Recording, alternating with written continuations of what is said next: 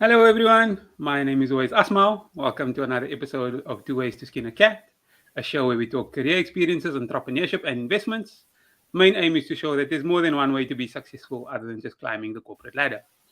We are live on LinkedIn and YouTube, and the show will be available on podcast by tomorrow morning. So don't forget to like, subscribe, and click on that notification bell to get automatically notified when the next episode comes out. If you are watching live, drop a one in the comments so that we know we're not talking to ourselves, and drop a two in the comments if you're watching the recording. We are at a different time to normal today to make a special request from my guest. So my guest for this week is Ntwanano Ngomane, a chartered accountant who spent the last year working in England after completing her articles in Johannesburg. Yeah. Real estate is also one of her main expertise. Ntwanano, thanks so much for joining me today. Thanks for having me, Joyce. It's always glad to be here. Let's jump straight in. Tell us your story. Where do you come from? And even outside of work, who is Yeah. Ntwanano Ngomane? Man, where do I start? I was born and bred in a little town called Malamlele in Limpopo. That's where I did basically most of my schooling until high school. I went to UPP Minga High School there, and then after that, I went to University of Pretoria to begin studying towards the CA designation.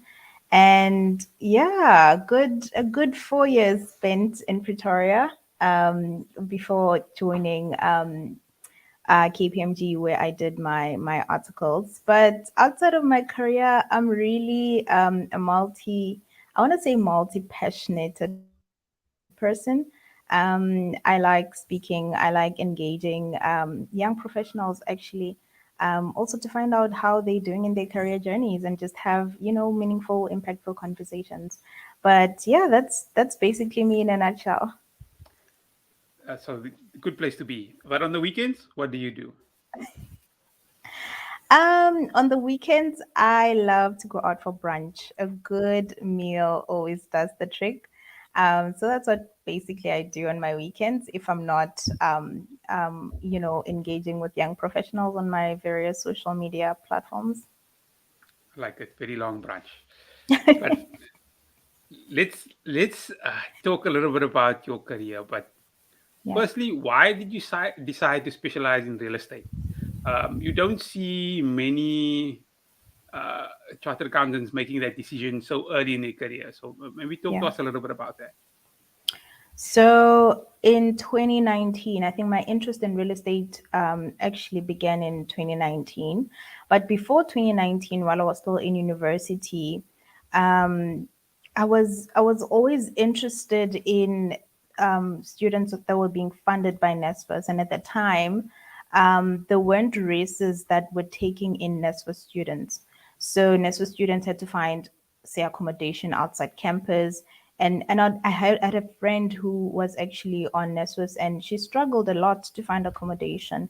And so I think that's where the seed was sown with this, oh, is there anything I can do to provide this accommodation?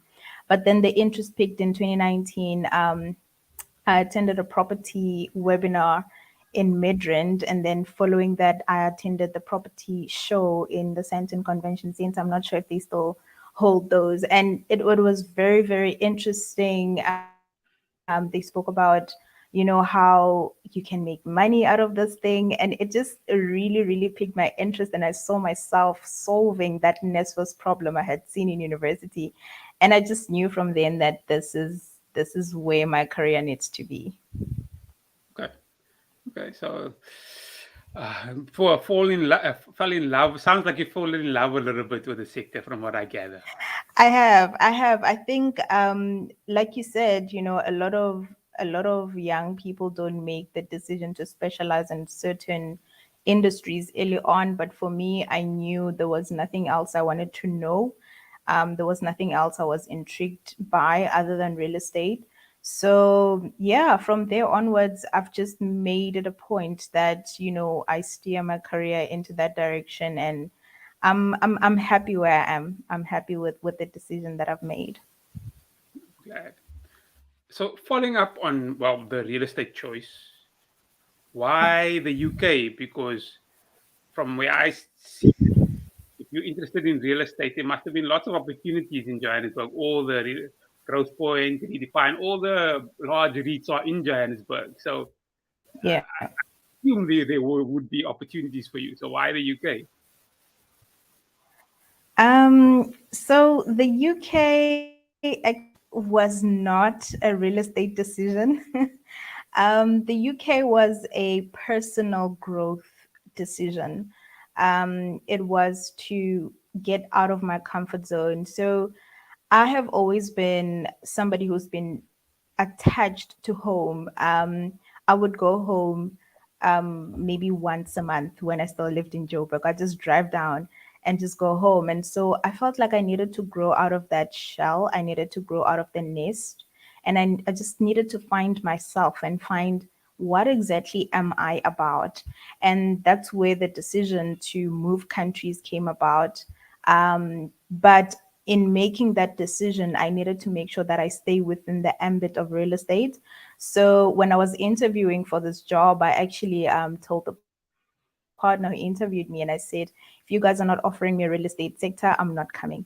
And luckily, he took the bait and they offered me the real estate sector. So I guess I'm glad that that aligned, but the UK decision was not real estate based. It was purely from a personal development um, point. Yeah, And from a personal development point, so you've been there for over a year. yeah, just over a How year now. talk us about that? Talk to us about that personal development journey. Has it realized in the way you expected? Has it been a positive? Has it been a negative thing? We won't tell anyone. It has actually developed in a way that I didn't think it would go. I mean, I thought I would travel and do all of this Instagrammable things that people do, but actually I haven't traveled that much. At least not to the areas that I was thinking I would have traveled to by now. But in terms of a personal growth perspective, it's done wonders for my life. US, I cannot emphasize enough how important it is to just do something different. So for me personally, over the last year, I've sort of gotten more clarity in terms of what it is that I want to do with my career. And I've also asked myself a lot of questions because, again, we see a lot of young professionals going into various roles. People are getting promotions much quicker than others. You start to compare, but at the same time, I know where I want to take my career. And I feel like being in the UK and outside of that comfort zone of home, it's made me think about who is Ntwanano? What does she want to do? Where are we going? What are we trying to accomplish? So from a personal development standpoint, I couldn't have imagined the growth that I would have had in the last year. Amazing, amazing. Um, I see some questions are coming through already, but for the Yeah. audience, we'll be responding to all the questions towards the end. So please add your questions to the comment section now so that we make sure we don't miss them. So again, building on your experience over the last year, for Yeah. those who are thinking about working in the UK, what advice do you have for them, both in applying and I guess living there? I would say if you're even remotely thinking about the opportunity, um, do your research. Do your research. Know that the UK, particularly, is a very, very expensive economy. So you need to be well prepared. And I would say try to get in touch with recruiters. I think that's the best way to make the move. They prepare you mentally, they can give you tips on what to do before you book that flight ticket. Also, just get your CV in order.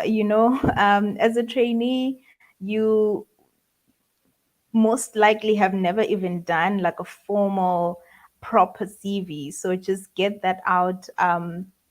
Updated, maybe give it to a recruiter, maybe to review it if you want, and just get your ducks in a row. And I want to say prepare as early as possible, not only from a financial standpoint but also from your family and relationships standpoint, because it's also a decision that affects them. You not being home, you not being able to come home sometimes or for longer periods affects that relationship. So you need to make sure that you've spoken to your loved ones, your family, mom, dad, brothers, and just, get everybody on board mentally for that decision. But then in terms of actually arriving in the UK, again, planning, research, where you're gonna stay, what happens when you get to Heathrow, how do you go to your hotel, how do you stay in touch, SIM cards, bank accounts, and stuff like that. It's stuff you need to research while you're still home, and know exactly what is going to happen when you get to where you're going. You're the first. I've interviewed a few people who've traveled, and you're the first person to mention those relationships with the people at home. I didn't actually Yeah. think about that. So that's a gem. And the other Um, thing that you, sorry, carry on. yes, it's I just want to say it's really important to get those close people to you aware of the decision, because it affects you as much as it affects them. And also, being in a different country means you don't have physical support. You don't have anyone you cry to when you're feeling sick, or you go home for them to make you soup or something.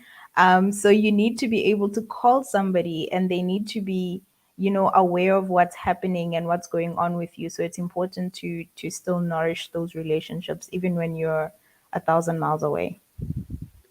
And the other thing that you mentioned about getting your CV in order, a nice tip that I also thought of is, especially if you're in audit, um, ask your HR department to look at your CV, because they used to most of the people Yeah, leaving, so they won't take it personally if they have it, and ask them what tips do they have in terms of improving your CV. That always works, or that does work, unless you've got a very difficult 100%. HR department, but most people don't, Yeah, in audit at least. And then 100. um, I want to just see if there's any other questions we asked about the working. Oh, how is the work environment in the UK? Is it similar to South Africa? Um, in my experience, I have had the healthiest work environment.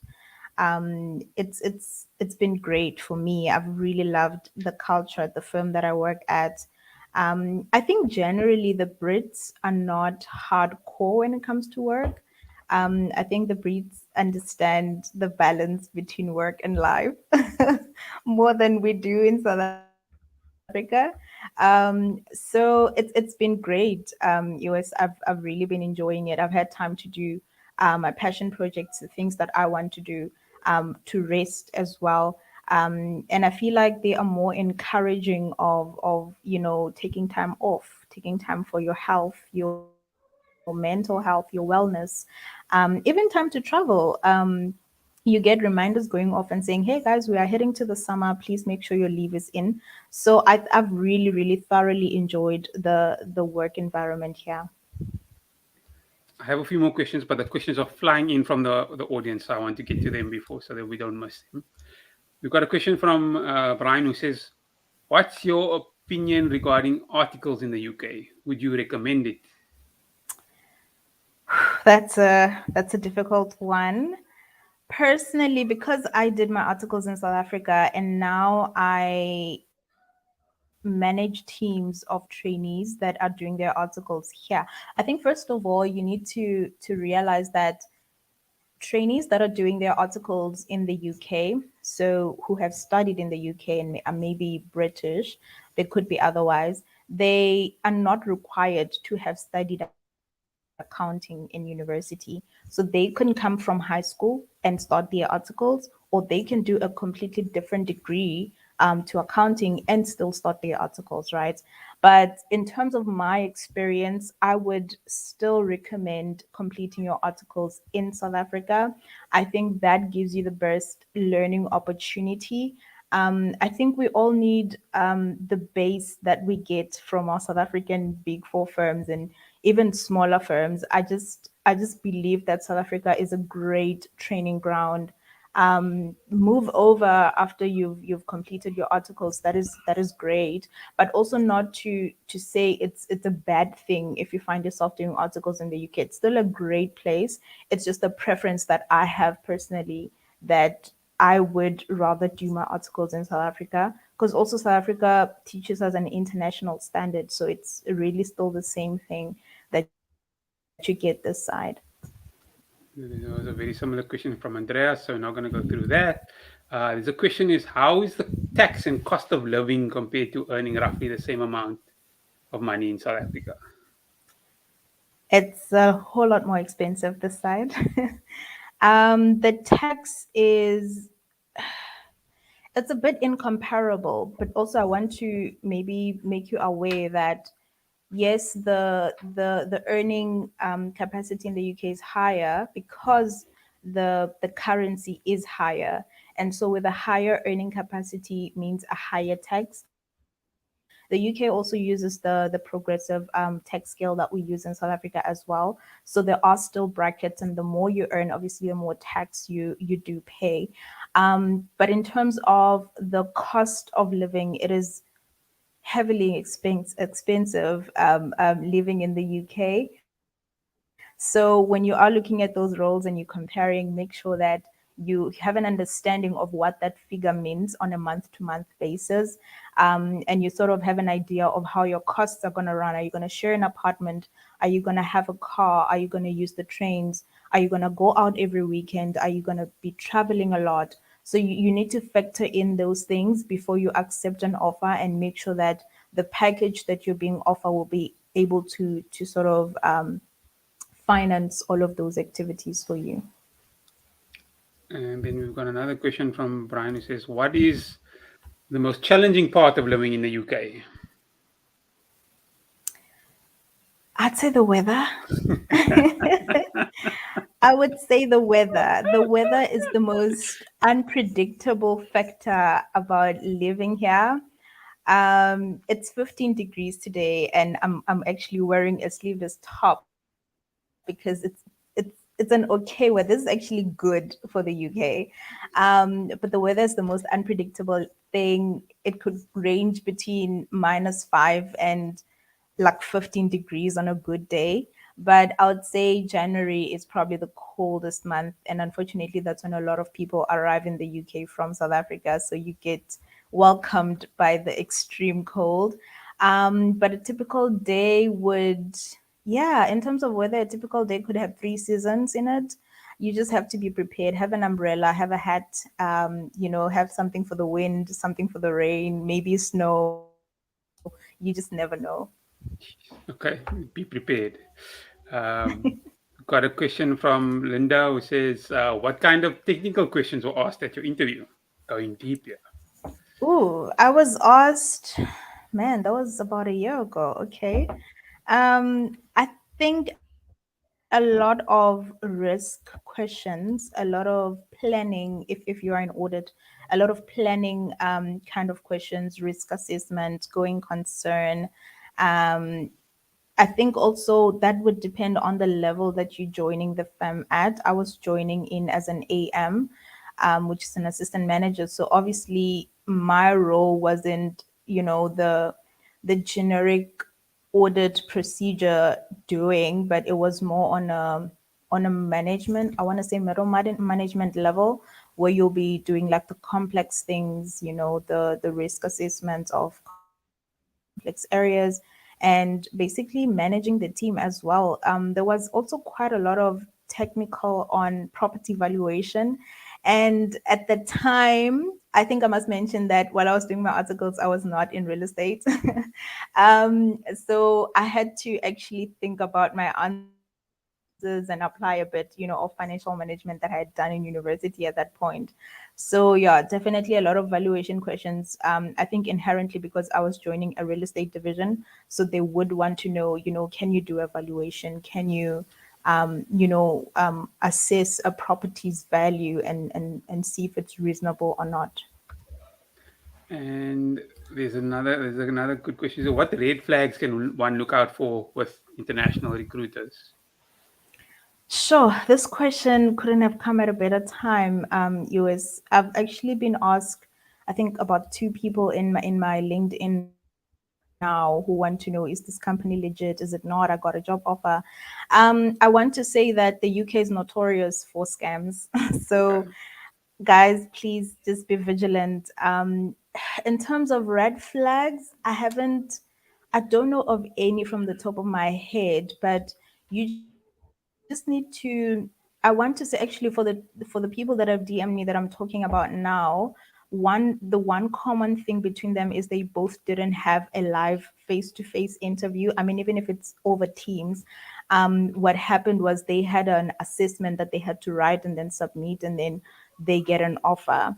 So it's quite weird because you haven't seen the person on the other side. You haven't seen this person on LinkedIn. They're not active. They don't even have an account. So things like that, fact check, background checks. You can even look people up on LinkedIn. You can look people out on social media, Facebook, Twitter, whatever it is, and just make sure that there are actual people on the other side. And if you're still unsure, there is a website called Companies House in the UK, which is the equivalent of the CIPC in South Africa, where you can look up companies to see if they're really registered, how many employees do they have, do they submit accounts, and all of those things. And last question from the audience that we're going to take is, how has the food affected you? Any allergies? No, no allergies. But I want to say we have the best food in South Africa. We really, really do. The food here for me was one of those culture shock things. Where you expect the food to be great because, London is a world class country, but then you get there and all they have is salt and pepper. So I want to say I haven't had any allergies, but I wish the food had a bit more flavor, a little bit more zhuzh. I think that would have been great. Also, the side is not really hot. So if you order hot food, it's just a little bit mild. So just be mindful of that. This, this is one question that I like to ask all my guests. What is one piece of advice you would give your younger self? Man, I would say you don't need to have it all figured out. You don't need to have it all figured out. If you can see the next step, take the next step. You don't need to see the whole staircase. You don't need to see what will happen in 5 years. I actually struggle with the 5 year question because I don't know. I don't know. I mean, if you had asked me 5 years ago, where do you see yourself? I wouldn't have said the UK. I didn't know that. But that was the next step as it went, and that's what I took. So I just want to say you don't need to have it all figured out. You're still young, you still have so much opportunity in your career, in your personal life. Take it one day at a time. If today you wake up and you feel like this is what I want to do, chase it. If tomorrow it's not, leave it behind. You have, each day to start over. That's a great one. Any last few words from you or anything we didn't discuss that you'd like the audience to know? So, like I've said, yours, I do various passion projects in my spare time. And most recently, I have launched a page on Instagram. It's called Millennial Careers. So people can go ahead and follow that. We are planning to host networking events. We're planning to host um, webinars and just different events to bring young people together, young professionals to share their journeys and just to inspire each other and just network, because you never know if being a CFO is what you want until you meet somebody who is and they explain to you how that works. So that's currently what I'm busy with, and I think people would find great impact with that. So really they should I think check it out. Let's have a look at it. Check out the post. The show has been live on YouTube and should be available on podcast by tomorrow. If you're watching on YouTube or listening on the podcast and you feel that it's added value, Don't forget to like, subscribe, and click on that notification bell to get automatically notified when the next episode comes out. Ntwanano, thank you so much for your time. Thank you for having me. Thanks everyone for joining us for another episode of Two Ways to Skin a Cat. Goodbye. Bye.